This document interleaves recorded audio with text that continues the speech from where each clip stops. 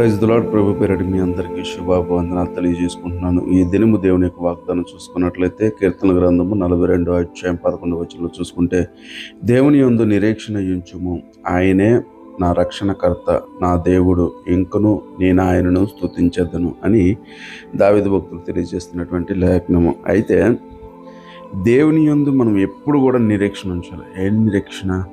దేవుడు మన పక్షాన ఉన్నాడని, దేవుడు మనతో ఉన్నాడని, ఆయన మనల్ని ఉద్ధరిస్తున్నాడని, గత నేను చెప్పుకున్న విషయాల్లో మన ప్రాణదాత అయి ఉన్నాడని, మన సమస్తమై ఉన్నాడు. కాబట్టి ఆయన మన రక్షణ విషయంలో సమస్త విషయంలో మనం ఆయన యందు మనం నిరీక్షణ ఉంచాలి.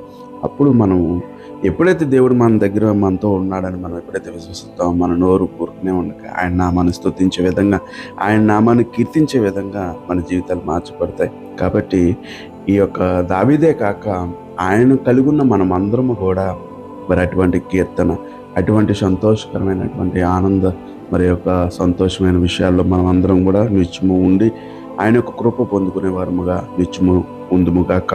ఆమె దేవుడు మిమ్మల్ని దీవించును గాక.